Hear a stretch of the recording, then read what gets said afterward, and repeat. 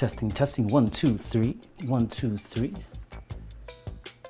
Just gonna get a sound check.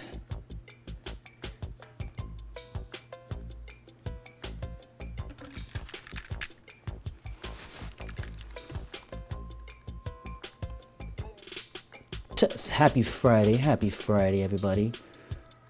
Actually, here it's technically Saturday now here in the Netherlands. All right, well, that sounds good. That sounds very, very good. It's very, very good. All right. Are we ready to start this? Are we ready to start this? Yeah. All right, let's do it. Let's do it. Hey, folks. How you doing? Happy Friday. As you can see on the description, which is a part of the agenda, I'm going to show you the agenda real quick. Today I'm kind of celebrating because it's Friday. I'm drinking some wine, as you can see on the description. Today is Whining and Venting. Let me pull this up. Nope, wrong screen. Just jumping right in.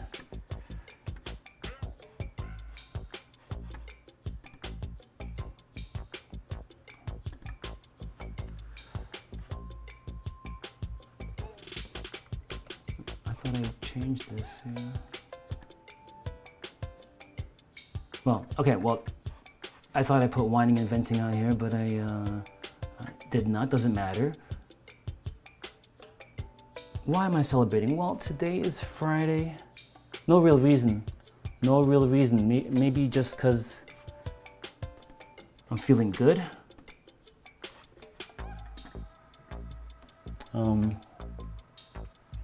My boy, he's sleeping over some friend's house, and I'm gonna see my girlfriend tomorrow. So this is my first day off alone in like weeks. It's been quite a busy time for me, so I'm just relaxing. I figured, you know what, I'm just gonna, go through this bottle of wine and set up this show. I haven't done that in a while, and so that's what I'm doing. So my speech might be a bit slurred at times, but that's okay, I don't care. By the way, I switched to red wine lately. I was more of a fan of white wine, but that was getting me feeling kind of like, this is more chill for me. So I'm more of a red guy now. Oh.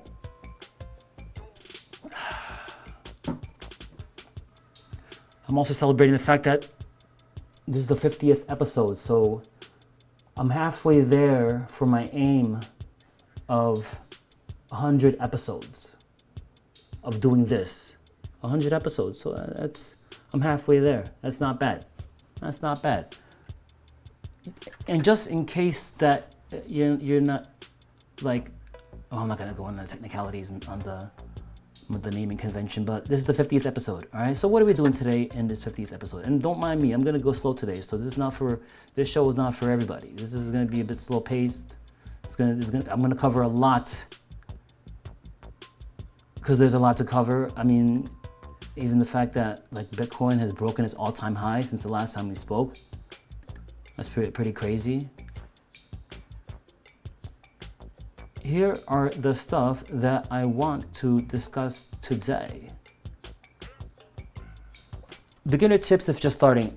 I was in a event about a month and a half ago out in Prague. And you meet colleagues that you just see virtually for the most part. And there was one woman, Suki's her name, and she was she was aware that I'm into this kind of stuff, and she asked, hey, oh shoot, I wasn't even like showing. She was like, hey, I really want to get in, but I don't know where to start. I want to start investing. Whoa, hold on, let's lower that. She's like, I don't know where to start. Where do I start? And I was thinking like, yeah, I used to be in that place too, where I didn't know where. It's like so much. There's so much. Where do you start? You see the wave happening of financial stuff, technology change, and you wanna partake in this, right? Where do you start? So I'm gonna just share some tips that I found useful, like in, I don't know, 3 years now of doing this, of just learning and just getting my, getting my feet wet, and is that the term? Or anyway, just like putting my skin in the game for the past few years. I'm gonna just share some of my tips. I'm going to discuss a bit of my StepN strategy, updates for StepN.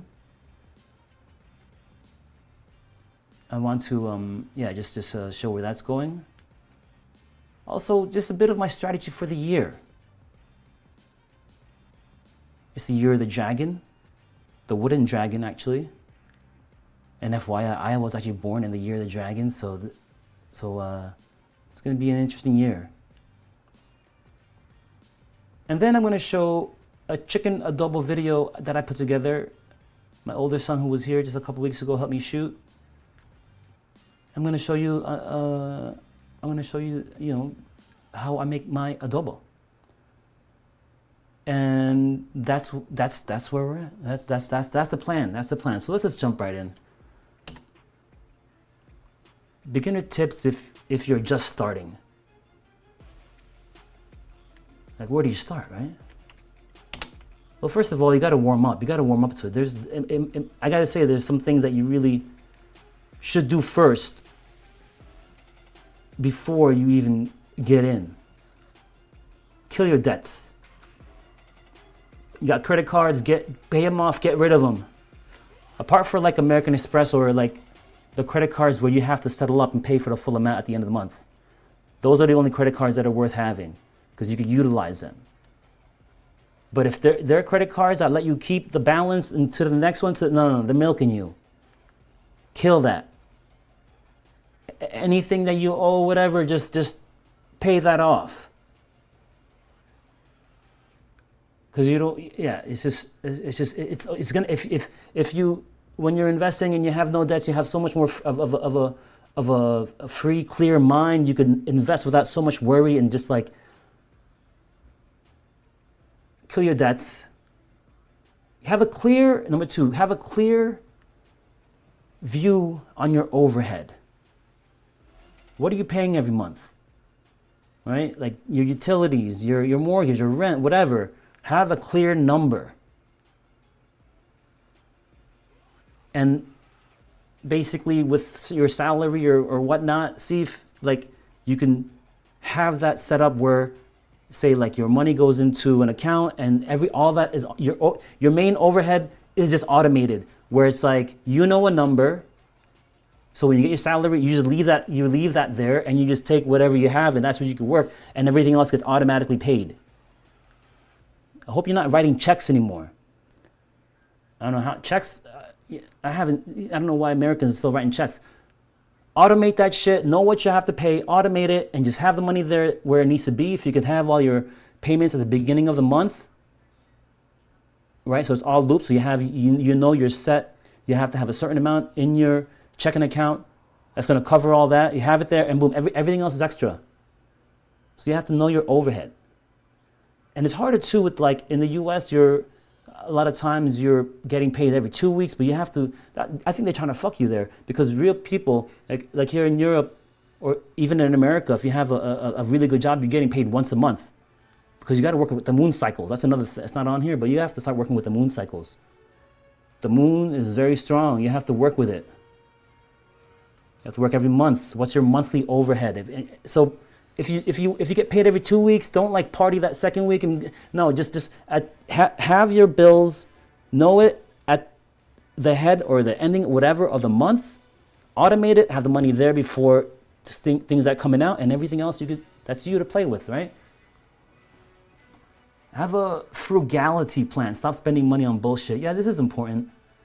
The pandemic really helped me with this. Like, I'm home. I'm a homeboy. I only go out like very rare to see some friends, close friends once in a while. My girlfriend on the weekends, or if I'm gonna take my kids out. Other than that, I'm just finding ways where I can save money. If I'm not, like, today I just saw I paid for my Disney bill, and I'm like, am I watching Disney enough this year that I pay this bill? So I'm like, I gotta, after this, I'm probably gonna look for a movie on Disney to go watch just to get my money's worth. I don't know, but like, you gotta see what you can cut. avoid never. I want to say never, but never say never. But you know, never pay premium. Don't pay premium. Right? Sometimes my groceries are around what's on sale. If something's on sale that I use a lot, I buy that in bulk. Spending money on bullshit. This is maybe for more like the younger crowd, where it's like the weekend, you know, comes and you know you want to ball out with your friends. Yeah, that's cool. That's cool to ball out with your friends once in a while. Hold on, I gotta like 1 second. Gotta make a quick pause.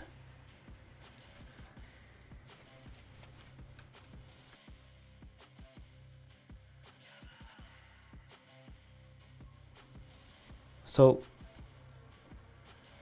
unless those evenings are like so inspirational, which happens, sometimes you have to go out to get this inspiration. You have to meet people. Yeah, you have to. That's important. That's how things are done. You meet people, you hang out. It's a social thing as well. It's a very social thing. However, if you're just going out every single week with your boys and just dropping like 200 at the bar, nothing happens. Maybe you get laid. Okay, great. But shit, that $200, I'd rather have put it in Bitcoin. Think about it. Have a side hustle. If you can have a side hustle, think of something, anything.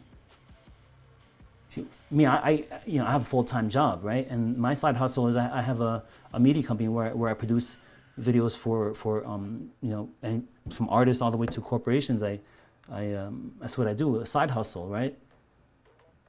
It's good to have a side hustle because that's really going to help you out as far as you're going to have so much more extra cash to invest. Like for the most part, my full-time job pays for my expenses and bills, etc. My side hustle pays for investments, trips, stuff like that, right? Like a lot of it's going to go. I did some good work for a company at the end of last year, so I should be getting my no, it was the beginning of this year, but I'm going to get my the payment for that. That's going to go towards the summer with the kids. See my dad, the kids. Have a side hustle, right? Have a vision.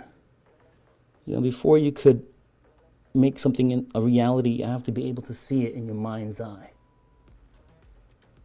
Have that vision. What is it? Is it you sitting? What is like where you want to get to? Let's give it a name. Creative. So we're creative freedom. No, sorry, financial freedom, right? That's what this whole crypto thing. You know, financial freedom. What is your definition of it? Is it you sitting,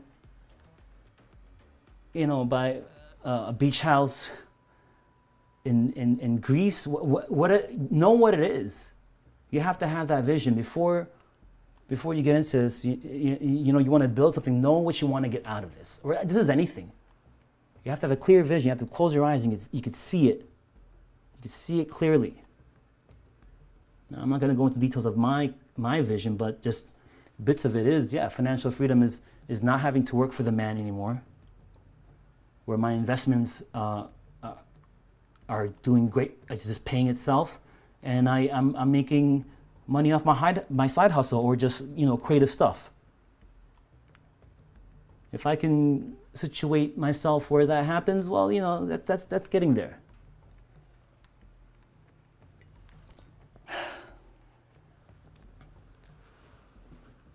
Learn. Always be learning. This is critical. You have to always be learning and always open to learn and know that every mistake is just an opportunity where you just learn something. Did you make a losing trade? Understand why you made that losing trade. What did you do wrong? What could you do better? Learn. There's always something to learn. Get familiar with the charts. You gotta start getting familiar with TradingView. Just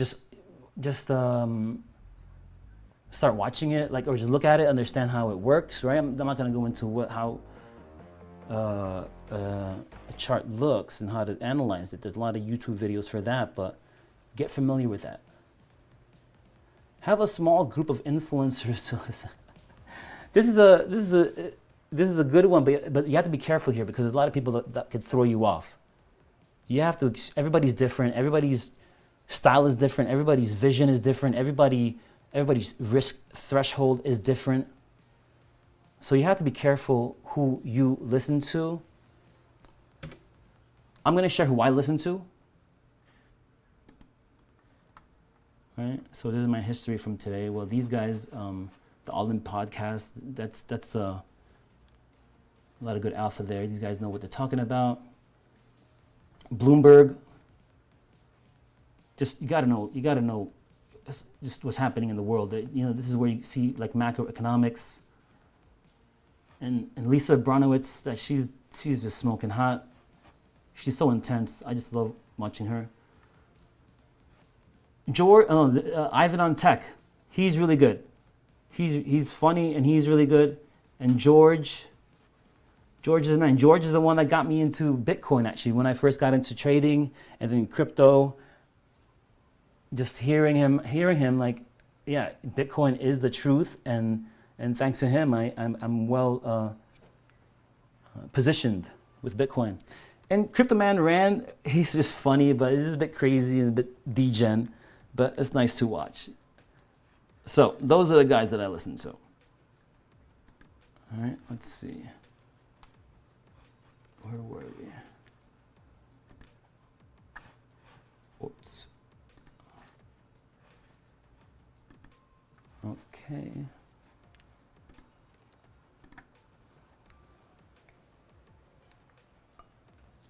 And last but not least, you got to put some skin in the game. This is what makes a difference because you don't want to just keep sitting on the sideline. I got so many friends that keep sitting, they say, hey, I heard you're in crypto. Oh, wow, that's so cool. Man, I want to do it too. Oh, wow. Or the other way, like, oh, that's crazy. No, I don't trust it. But whatever. And then later, like, wow, look at how much Bitcoin is going up. Wow, I should have invested. I should have listened to you. Damn. All right, well, man, damn, that's too bad. Those same guys next year, they're gonna be saying the same shit.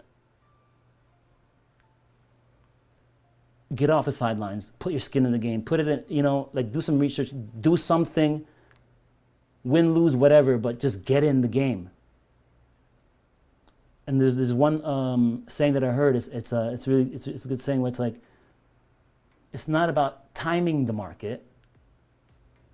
It's about time in the market.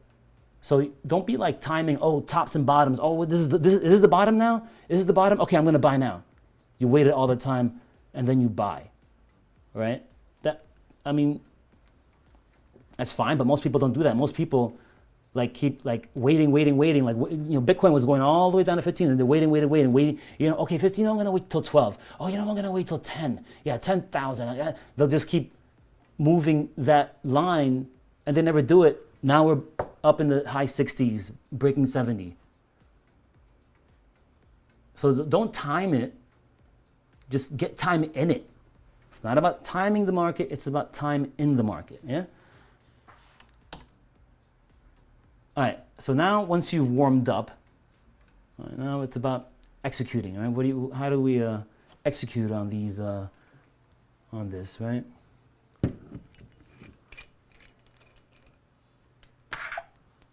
First of all, exercise and eat well. Stay healthy, stay wealthy. I feel that this game is ruthless. It's not for everybody. Like you have to be able to have thick skin. You have to be able to execute without emotion. You have to be able to think well, execute under high pressure situations. And I always look at it where it's like, the metaphor is like, your body is a sword. Your body is a sword. You got to keep that shit sharp. Keep it sharp. To keep it sharp, you're going to be able to slice through anything. It's like, 'cause you are a katana sword, man. Sharpen up and keep it sharp. All right, number 2. Know what you like and what you do. See how you could integrate what you, okay, this is kind of like an abstract one, but like, it's one of those things like, be aware of what you like, be aware of trends. Like if you really, really like a product and you're into it, you found the product, you enjoy it so much, you know, look it up. Look if it's on the, if it's publicly, you know, being traded. That's the first thing. Of course, for example, like, you know, I love Apple products. You know, most of my devices are Apple. I use it every day, but I'm not going to invest in Apple because there's not much growth left. So if you could find something, you know, that's one thing. Just look at what you like, look at what you do. And with crypto, this is where it's interesting because it's new. Like, see how you can integrate stuff with daily habits. Like me personally, what I've been doing, I've been using with my spending. I use my crypto cards for everything that takes Visa, everything, because I get rewards now in crypto. I'm doing StepN, I'm doing, you know, mining, I'm doing all stuff, all, you know, CPU mining, not some hardcore mining, but I do, these are daily things I could do. Sometimes it's just take a couple clicks. Look at what you do, see what you can integrate with different things. Understand your risk tolerance threshold and management, mitigation, have some, okay, so this is an interesting, you just have to know your risk tolerance, like how much are you willing to risk. To be honest, before I got into this, I'll be straight out honest, I didn't have any balls. I thought like, oh, like, you know, like the first time I remember sending money to an exchange, I think the first time was like $250 or not even $500. I think it was 250, but like sending it over, I was like, oh, I'm so scared. What if I lose this $250? You know, what if I lose this $500? I mean, yeah, $500. I mean, you know, that's money's money, right? But you have to you have to take some risk. Like that was right before that was how I was, no balls before I get started. But then like, you know, I started with leverage trading, which is, I don't know if that's the best way to start, but that's what got me into this. You know, I remember one time I'm looking at my my account. I was in some trades, and I'm you know, you're down 11,000. I was down $11,000 at one point on a trade. So that was a big jump from like being scared from losing $500 to being down 11,000. Now, you know, that was unrealized, of course, and eventually the Nasdaq went back up, and then I was fine.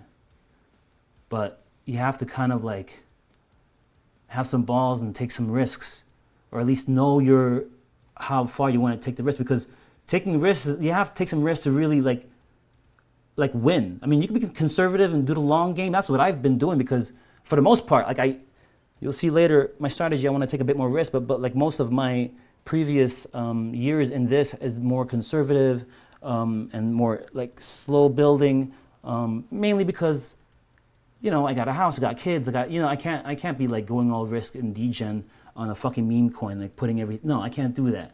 So on myself, I'm understanding my risk tolerance and what I need to make sure that what's covered, that I still keep my well-being, you know, financially and healthy for myself and my family.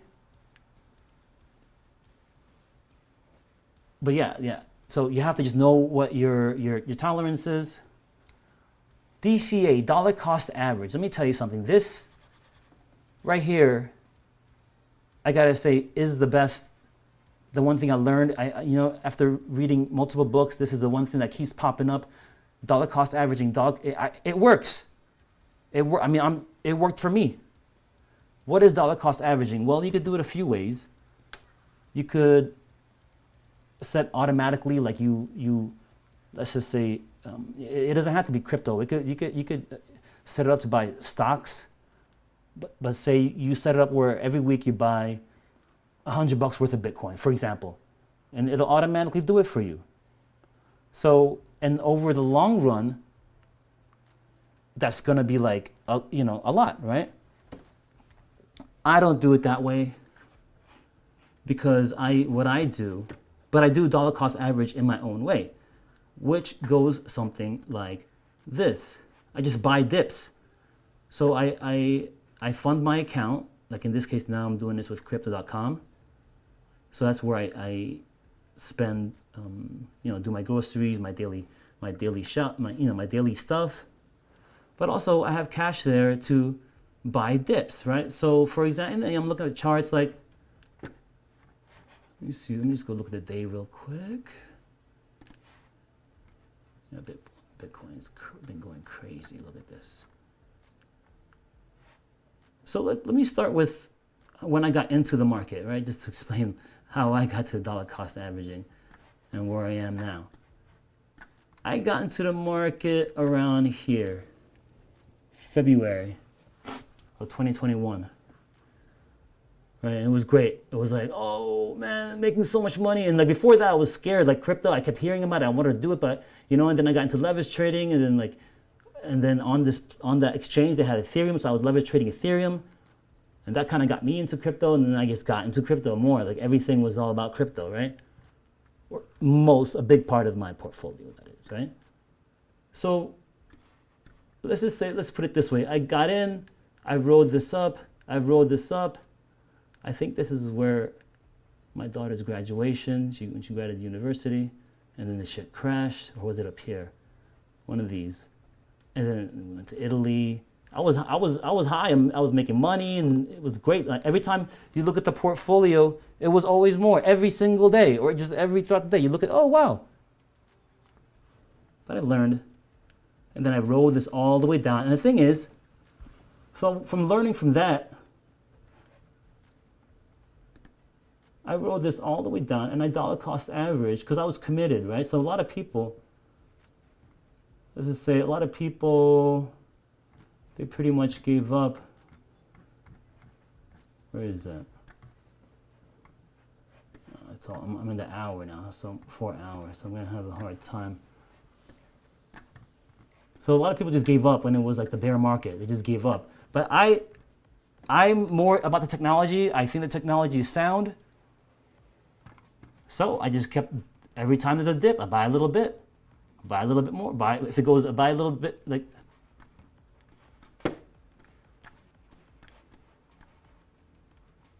maybe I'll buy here, and then like it goes up, and I buy a little more. So if I buy here, and then it goes, say I would buy here, for example, right? There's a line here, so I did at one point buy there. I would nibble, and the thing is, it was kind of like there's like a dopamine factor here too. Like it's a bit addictive. Like sometimes you just want to buy. So I got past that, right? So you know, I've managed that better. But it satisfies that. It's like ooh, a dip. All right, let me just, you know, nibbles could be like $25, $50, whatever, right?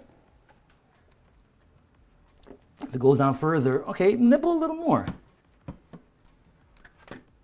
All right, goes down here, nibble a little more. So you get it, right? You get it.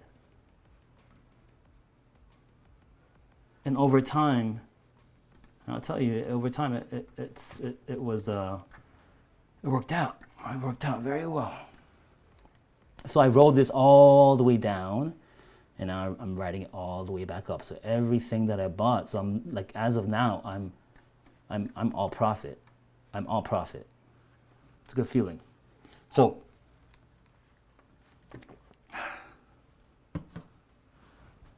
dollar cost average. Okay, what else? Ooh. Develop a strategy and stick to your rules, entries and exits. All right, so hold on. Let's see something real quick.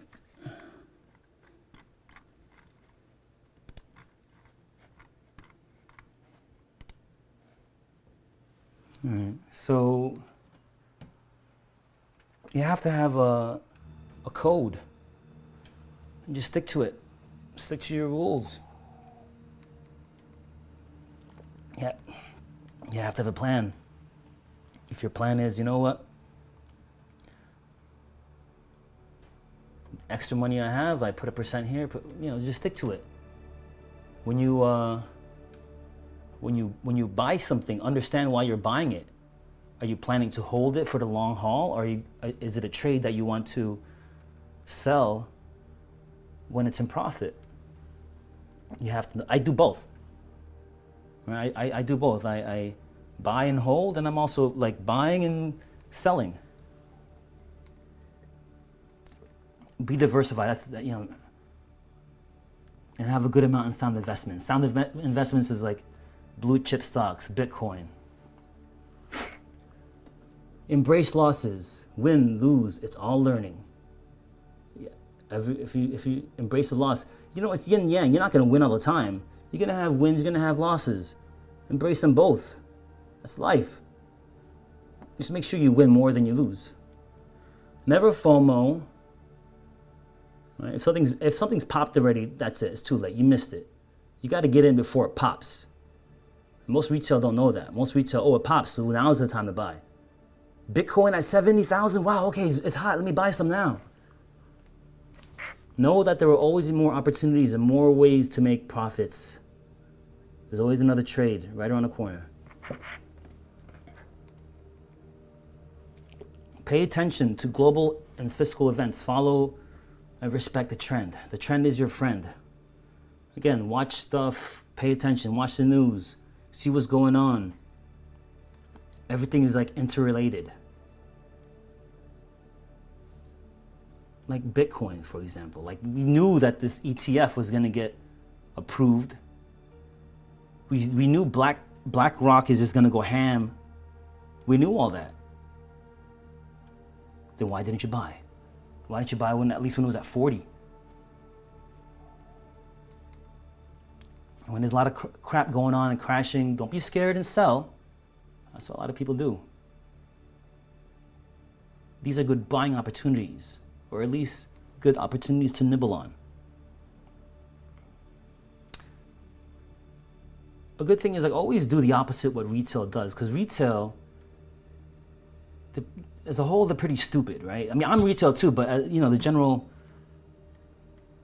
they buy when Bitcoin is like at 70,000, but they're afraid to buy it at 15.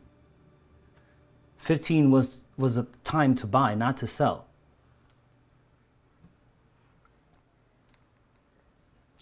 Be prepared for a long journey. Oh yeah, it's not about timing the markets, but time in the markets. And pay yourself first. This is important.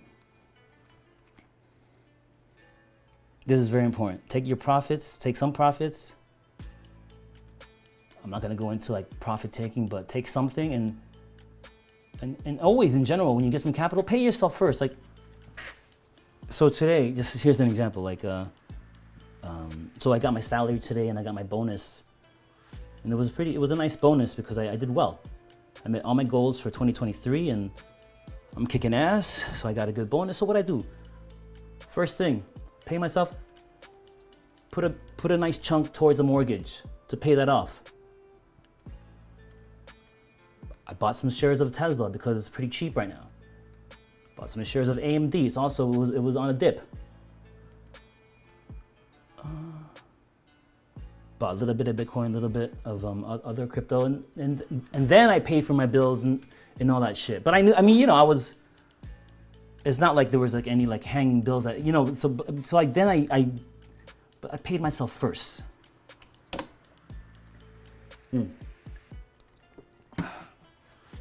So this slide was more about like general execution, or this is more specific for crypto, right? And again, all this stuff is not financial advice, by the way. This is just me sharing stuff that I've experienced, right?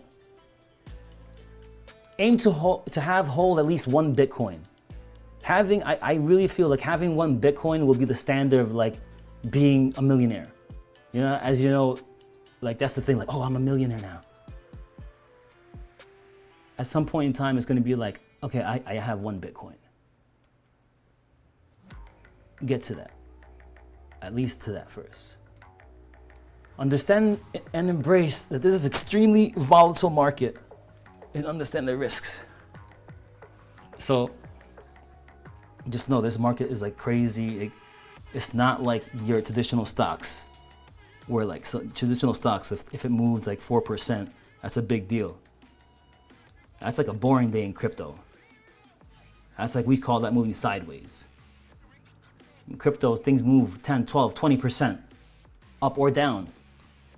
But then you have to know how to swim. You have to, you know, when you're in it, you know, you learn to work with it. But it's cool when you get used to it, because I'm much more interested in crypto. And then when I go back and like look at like equities, like, you know, traditional stocks, it's like, oh man, it's not as exciting, you know. But, you know, so but it's good to have, you know, to diversify. Look for crypto-related projects that is useful in your daily life. Like I said before, for me, StepN, I run Nexo and Crypto.com, daily spending. Understand how wallets work, how to send, move, receive crypto. You know, you have to have your crypto wallets. You have to know how to do this and know not to fuck it up. You know, have to save your seed phrases. You have to have backup plans. Very important. Security. Have your trusted on and off ramps. Do not keep too much on centralized exchanges. So yeah, just have, know where to send your like I use Crypto.com or Nexo. I send, my bank is connected to it, so I can send money there, and then when it's there, then I can, you know. And I trust Nexo and Crypto.com because they've been around for a while. They survived that bear market. Understand how to use cold storage, or just using. Just self-custody. Understand self-custody. Seek to get rewards on your spending. If you're not getting rewards on your daily spending, you're missing out. I'll just say you're a fool. Prior to crypto, all my spending was in American Express. Why? Because I would get like miles. And that's what I used to fly my kids around, right? But since crypto, now I use it on crypto. Find a way, have a Visa or something where you're getting some rewards.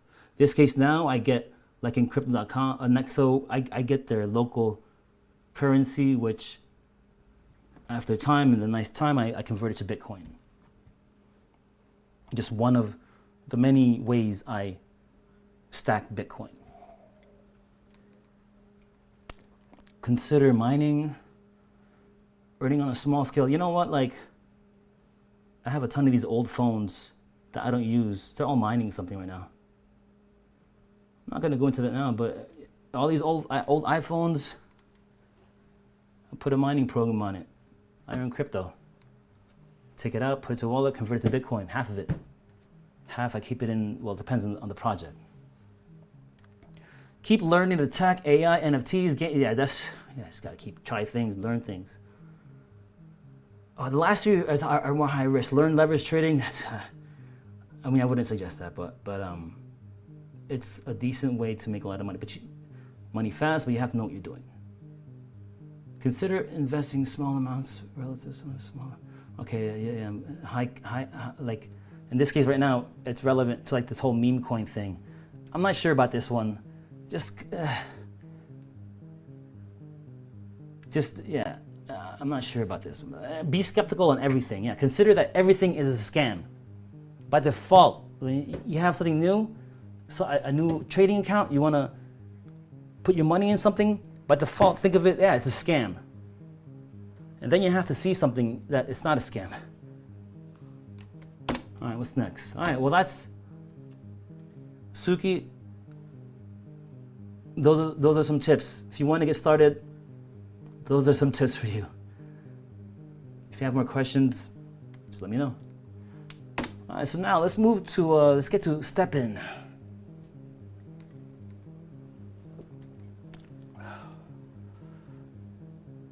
I gotta say, I'm an avid runner. I run like every day. I love running. And I have to say, like, I'm always looking for like different running apps where I can earn crypto. I have like 3. I'm using 3 at the same time, right? And I'm always looking at it, and it's like it's a difficult thing to solve because you have to pay people to run and everything, right? But I think StepN found a nice niche and they release it right at the right time.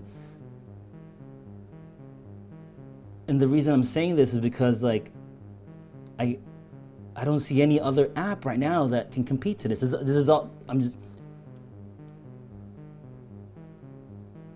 but you have to make a bit of investment. So I got lucky. I bought all my sneakers when Solana was at 11 bucks. And just by luck, StepN is on the Solana blockchain, so all my earnings were in StepN, and StepN has like, I don't know, like more than 10x now. So that bag is looking nice, and I'm still running for it. And so I don't know how any other apps can compare to this right now, because like where is liquidity coming from? Like I don't know. I think it's amazing. Anyway, so here's my new strategy, right? I got these 7 sneakers. Actually, I just bought another one because well, that's another story. But so basically, here is the main strategy. When you're, and this is gonna help you out if you're interested in this and getting like sneakers, like NFT sneakers, and start running, and you're shopping. And I wish someone told me this. You have to understand like decay. Your sneaker is only gonna last for a certain like amount of time. So you gotta do stuff before it gets there. So for example, so like you start with 100%, right? And then when you run, like, you know, it keeps going lower and lower. When it gets under 20%, you can't earn energy anymore in that realm, in that account. But I want to correct myself from my last episode because I said it like that, like, oh, under 20% you can't earn anymore, but that's wrong. It's per account. So for example, and you see here in the bottom right, if you have 1 sneaker, you have 2 energies, right? Which is like 10 minutes of running. If you have 3 sneakers, you get 4 energy, which is about 20 minutes of running. So that's what I have on 2 phones, my work phone, my personal phone, right? So at least I have like 40 minutes of running. This is about right, right?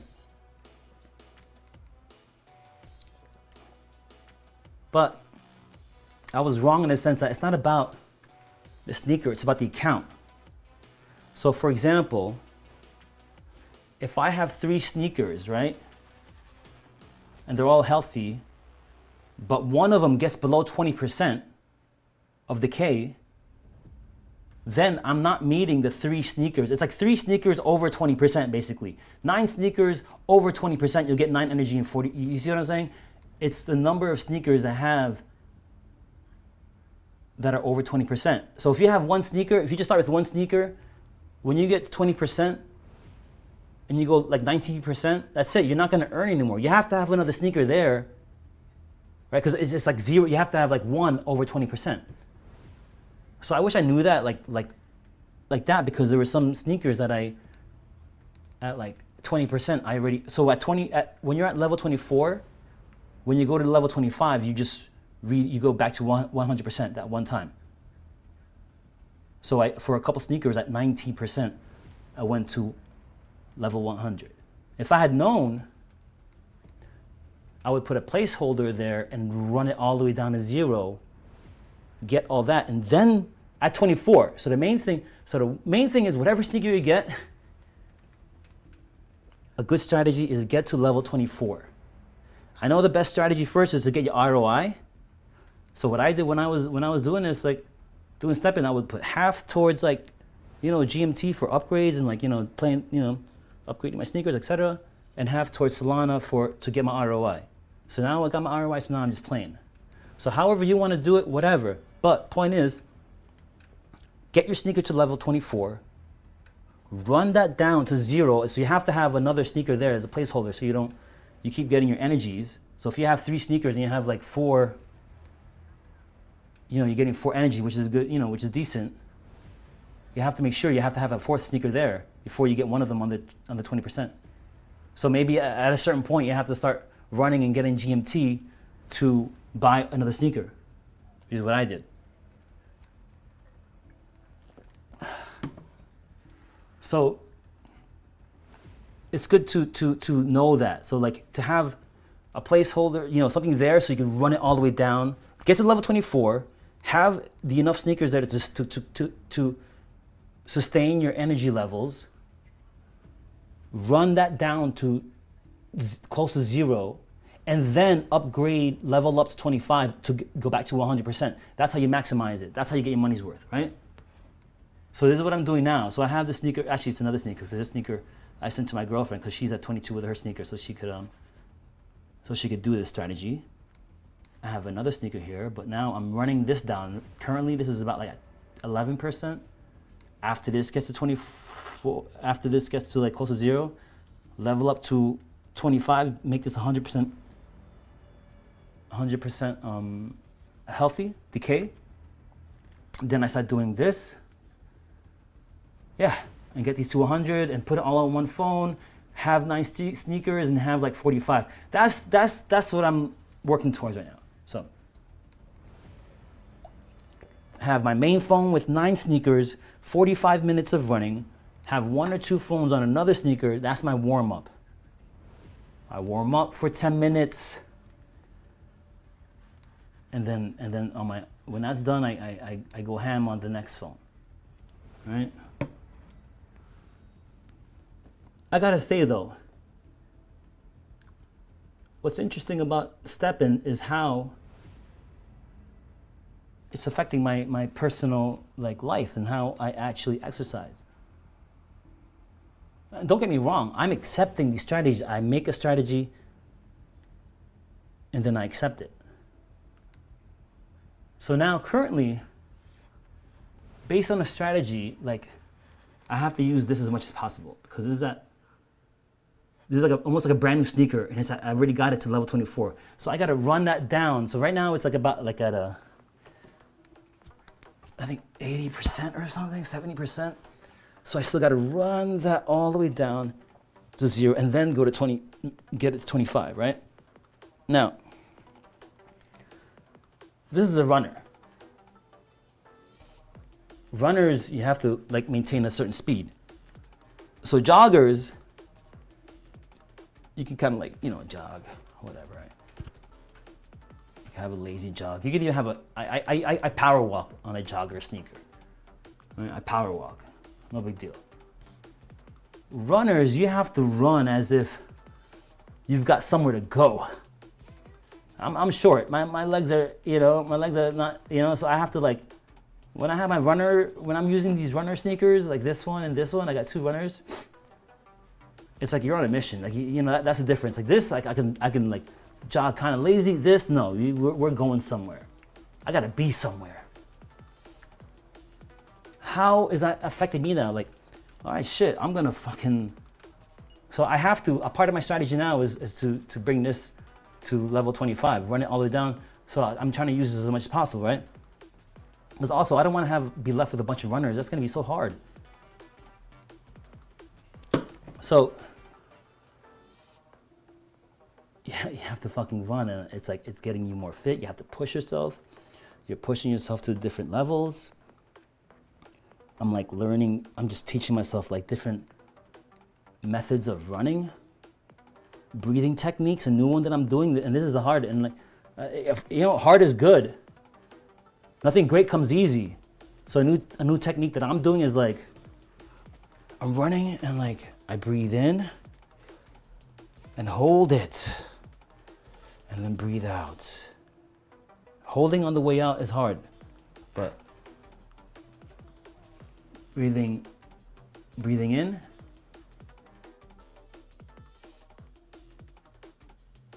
also with the music, it's something else. It's just taking me to different levels. I'm looking forward to the summer.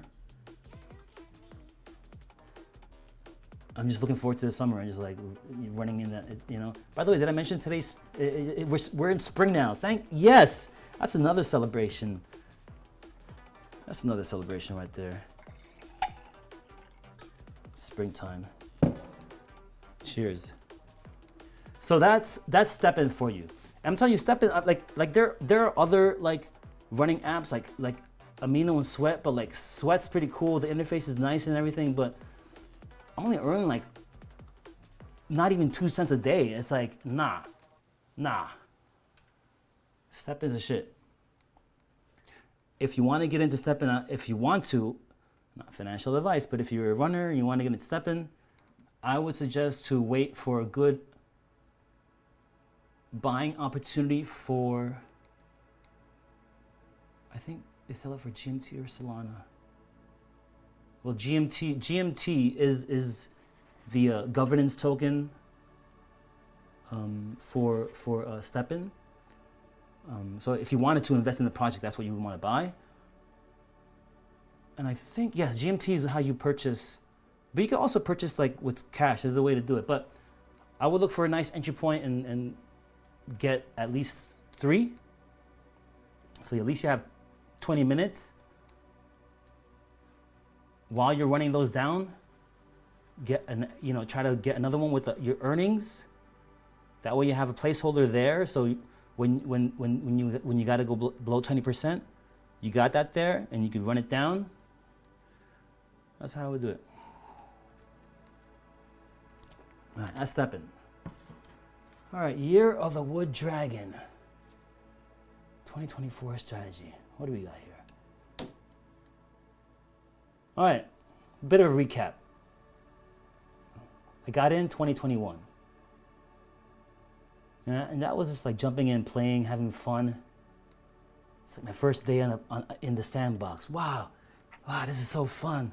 As a kid, ooh, wow, just learning and just exploring. It's great. 2022, that's what I'm calling year -1 in my journey, at least.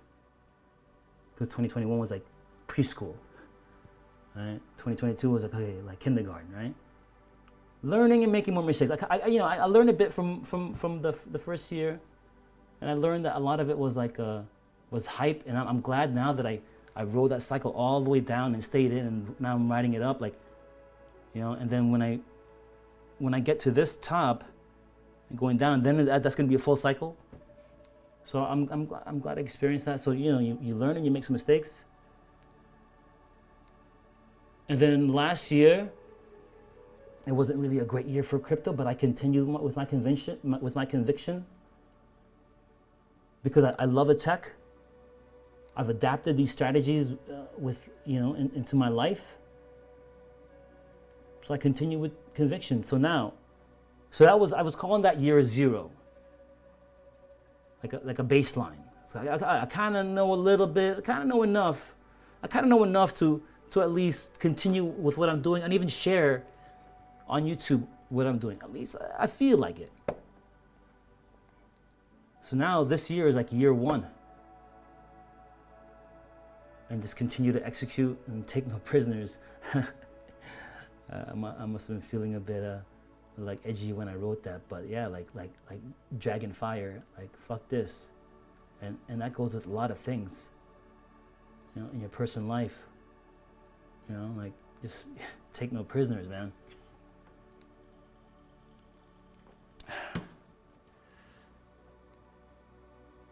Like don't let anyone punk you.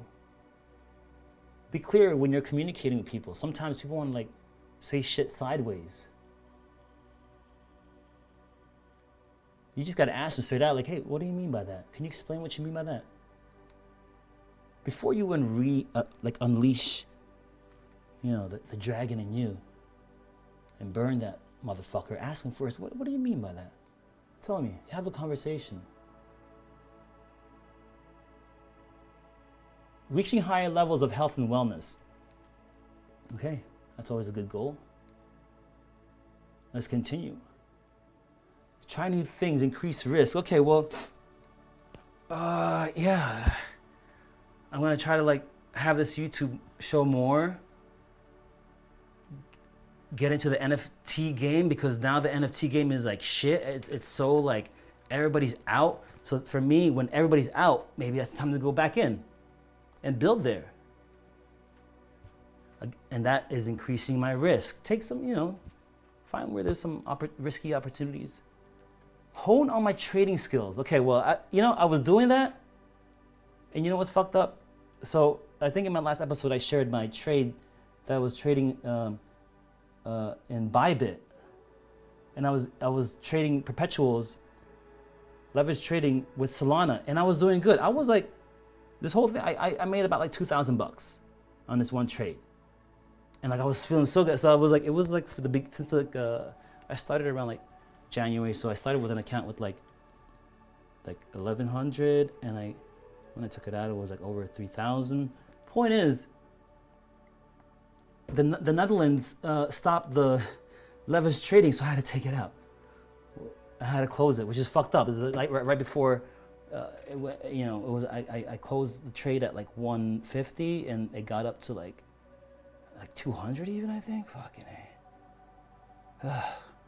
Anyway, you know what's a good thing though? When you start, and this is a good measuring point. When you start getting disappointed in yourself, not for the losses, but the wins that you missed, or you know what I mean?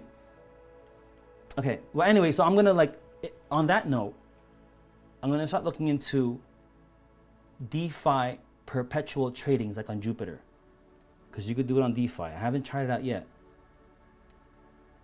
Because I've been trying it, I was, doing a little bits and bits, but it was using like 7-10x leverage, so it's like, be creative always. So we're doing here. I added these. There's a start a local crypto gang. Hey, anybody out there living in Amsterdam or in Europe? I want to really start like a face-to-face crypto community, like where we meet up and do stuff. Maybe we work out together. So if you're living in Amsterdam, hit me up, please. If you live in Amsterdam, I'm running an earning step. I'm earning StepN coins, Solana, eventually, every single day. Come run with me. Let's become multimillionaires together.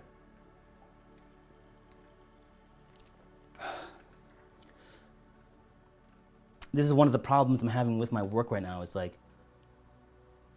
everything's so virtual now. I don't see people that much. In a way, it's okay because I'm an introvert, and I manage my life in such a way where I have a routine and I like it. But with the creative stuff, I need to see people, man. So hit me up, please. Amsterdam, let's go get some coffee. Let's talk crypto. You can send me a message here. We'll hook it up. And of course, keep learning. So, all right, so now I'm gonna play my Adobo video, and I'm gonna wrap things up. Let me tell you some context about this Adobo video. Basically, so where I work for a med tech company. I'm not gonna say exactly what company, but I work for a medical technology company. I'm like a digital person, so I make like digital content, e-learning content for physicians. I do a lot of digital stuff, right? And in this company, I'm part of a group of like a kind of like anti-racist group, or just not just diversity group that is trying to it's a bit fighting against racism, whatever, So of course, yeah, I became a part of it. I supported them on this project a couple years ago, so I got involved, and I'm in it. But here's the thing, and this is what I wanna this is what I wanna speak about on the show.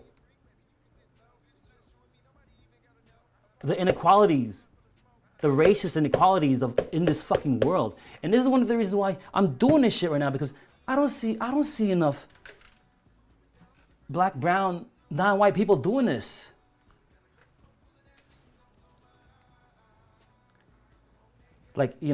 Talking about crypto and stuff. I want to see more of those guys. Well, maybe I'm not looking hard enough, but I'm saying I hate all this woke D&I bullshit. It's odd. It's very odd. I don't want to go into like this. I don't want to go into this rant right now, like in full detail. But this group that at my work, I mean, straight up, like, you know, the main women running the group are like white women, woke white women. I mean, like they're Spanish, but they look white. I mean, yeah, I got nothing against people from Spain. But it's like when I joined this team, I was like, oh, come on, what can we do to fight racism? Because I was dealing with some racist bullshit myself at my work, so I had to like stand up against it. But that shit's like it's everywhere. Let me tell you a couple examples. Like in corporations are all talking about like, oh, we're so diverse. Go fuck yourself. When I worked for my last company, another medtech company, they're always talking about how we're the most diverse company. Motherfucker, there was 2 black guys in the whole fucking building, and I was one of them, like half. 2. Now with this company I'm with now, there was a big event last, or was that? It was in the summer, last summer. Big event, big, with, you know, all the sales guys, everybody was there, right? From our division. And the head of the sales team had a presentation, and you know he's giving his presentation, talking about stuff, whatever. And of course, there's like a slide or a little chat about DE&I. You have to, right? So I mean, I like the notion, but he had like, so think about, I don't know, it was like 300 people, 400 people. And he has this presentation, and on one slide you have a black guy with a thumbs up, like a straight up black guy, like really black, like from Africa, like really dark black. Let me tell you something. There was not one black guy in the whole fucking event. Not one fucking black guy. All right, there was like 2 black women and me, I'm the half. So how the fuck are you gonna put a slide up there for everyone to see, and there's not one proper black guy in the whole fucking room? Are you fucking kidding me? So this is shit that pisses me off, man. I don't know how to, personally, I don't know how to take action. Like, so I joined this group, and I'm being vocal, but every time I want to take action, it's more like, oh, it's more about diversity and like, cultural inclusion. So now I'm working on this project. I want to fight racism, but I'm working on this fucking cookbook. All right, but you know what? You got to start somewhere. So I'm gonna find my ways to fight this racism because I think it's bullshit. I'm gonna fight it at work. I'm gonna fight it on the streets. I'm gonna fight it here because it's bullshit. So anyway, this is my contribution to this diverse cookbook. All right, I just wanted to, my mom, she's from the Philippines.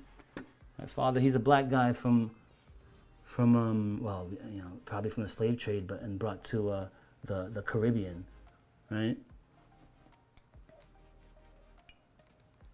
All right, I'm gonna play this. I hope you enjoy it. Hold on. Because a part of this show is I'm gonna just show like stuff that I cook. I'm gonna show stuff that I cook. Here we go. I'm gonna turn off my screen. All right. Hope you like it, and yeah, please cook it if you have a chance. Hello, I'm Ed, and today we'll be making chicken adobo, a very traditional dish from the Philippines, and that right there is what we'll be making. This is a very traditional dish, although I'll be making my version of it. So please, I don't want any angry traditional Filipinos rolling up at my house or sending me angry emails. This is my version, this is my adobo path. And also, I'm making it spicy. Not many Filipino dishes are spicy, although I am making a spicy version of this. what we see in front of you are the basic ingredients to make this dish. So here we got the soy sauce is the main ingredient. You got to get kikoman. That's the Philippine. That's what we use. Is kikoman. Every Filipino has a bottle of kikoman somewhere in their house. Vinegar, black peppercorn, onions and garlic, and bay leaf.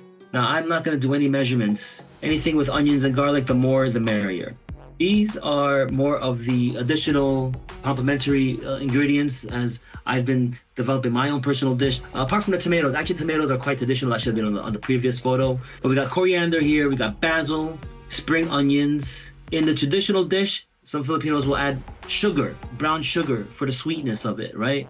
I'm gonna add paprika to this dish this time, and also some Suriname Madame Jeanette hot peppers. We're gonna be throwing those in that for the spiciness. And also a whole lot of love. That's one of the most important ingredients in every dish. So first off, we clean the chicken very well with lemon. I like to pat dry my chicken to get as much excess water off. And there we go. And the thing is, you want to make a lot. I mean, you want to make a big pot of it, because what's better than chicken adobo is chicken adobo on a second day. It's amazing. Now, here we put equal amounts of soy sauce and vinegar. Doesn't matter, 1 cup, whatever, 1.5 cups, 2 cups, but equal amounts. Now we're throwing in the onions in there, yeah. Got even some white and some red onions. We got the garlic going in there. We got the paprika going in there. That was the Madame Jeanette peppers. We got the basil, coriander mix. We got the peppercorn. Throw in the bay leaf. Now we mix it all up, mix it all good. Look at these elements getting to know each other. Throw in that love, don't forget the love. Afterwards, we pour it into the chicken, get the marinade in there. Right, make sure it's submerged, then we seal it up and stick it into the fridge. We bring that loveliness out and it's ready to go. It's ready to get cooked, right? What do I do? I put some olive oil. I picked those olives and got them pressed from Sofonia, Italy. And we put these chickens in there. Throw some marinade on top. I have a very small oven, so I got to do it this way, right? I cover it up, put some holes in there, put it in the bake mode, cook mode for 25 minutes. Meanwhile, we're cooking the leftover marinade in a very, very low heat, right? Boom, keep stirring it. 25 minutes later, we remove the foil. So what happened is we had that bit to make sure the inside's cooked. Now we're gonna cook the outsides of the chicken. So I do it like in batches of 11 minutes. I take it out. I flip the chicken, flipping chicken, right? And we keep doing this. Another 11 minutes. Meanwhile, keep stirring that goodness. Now this is the time, while we're doing this, this is where you're gonna want to check the ratio of vinegar, soy sauce, and even water. And if in some cases I might need more liquid, so you put a little water, or it might be too salty, maybe a little more vinegar. If it's too vinegary, a little more soy sauce. But you have that combination, right? What I found, just equal amounts of soy sauce and vinegar is a good combination. And if you need more liquid, add a bit more water. This is where you're playing with the ratios of the liquid. And then now we're still flipping chicken, right? And every time you take it out, you're like, wow, can it get browner? And then you'll see, wow, it could get browner. And we just keep doing it and keep doing it. Now the boys, at this point in time, the boys were getting hungry. So I was like, okay, that's enough, right? So we put the chicken in the pot, throw the marinade on top of there, and we let that sit for a bit. Now, I would say maybe 20 minutes is good. You don't want to go overboard and overcook it and then the chicken's too soft. Keep checking it. And then when you're done, add the garnish, right? And then there you go. Boom, put the sauce on the white rice. Forget about it. That's it. Thanks for watching. Let me know how it goes if you ever cook it. Thanks. Bye.